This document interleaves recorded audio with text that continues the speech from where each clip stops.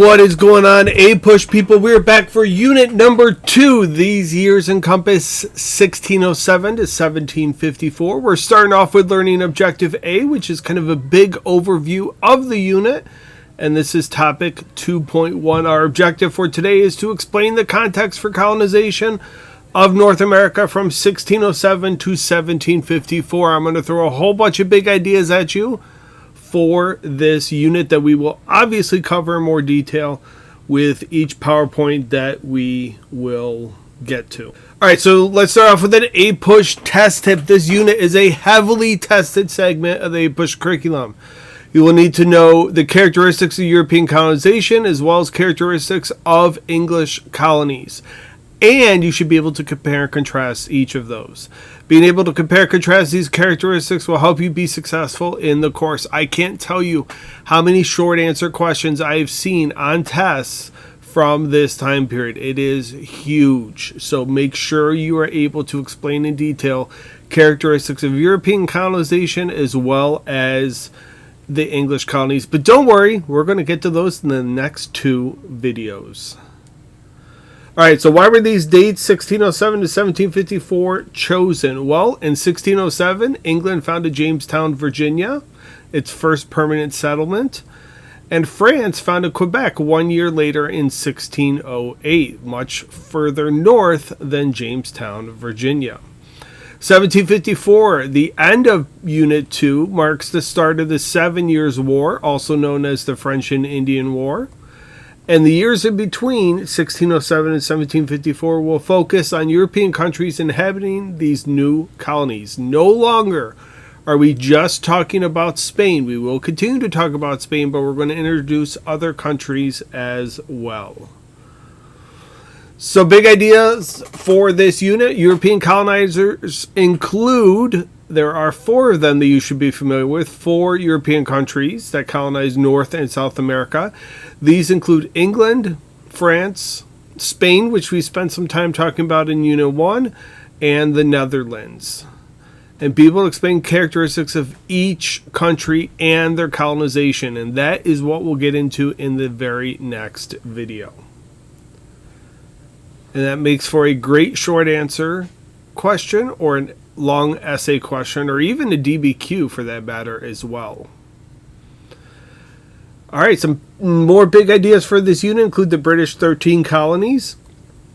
Britain established the 13 colonies as well as colonies in the Caribbean. Be able to compare and contrast New England colonies with Middle and Southern colonies. That will be 2 PowerPoints from now in topic 2.3, Learning Objective C. And that also makes a great short answer question or an LEQ or DBQ as well. Big ideas for this unit. Continuing on, we have slavery. Slavery is going to exist in all 13 colonies. Causes for the growth of slavery, which we'll get into more detail, include an abundance of land, European demand for colonial goods, and a shortage of indentured servants. Those are 3 major causes. You could see an essay on the growth of slavery, and this is what the bulk of your essay should be about. And responses to slavery by enslaved individuals include overt and covert methods of resisting enslavement. We'll have a video on that as well. All right, Native American conflicts is another big idea for this unit you should be familiar with. Native American responses to interactions with Europeans, with the Pueblo Revolt in Spain in 1680 in the southwest portion of the present-day United States. Metacoms or King Philip's War, that is in New England. And you should be able to compare and contrast these conflicts. What were the responses of the European nations to these conflicts? Finally, another big idea for this unit is mass social movements.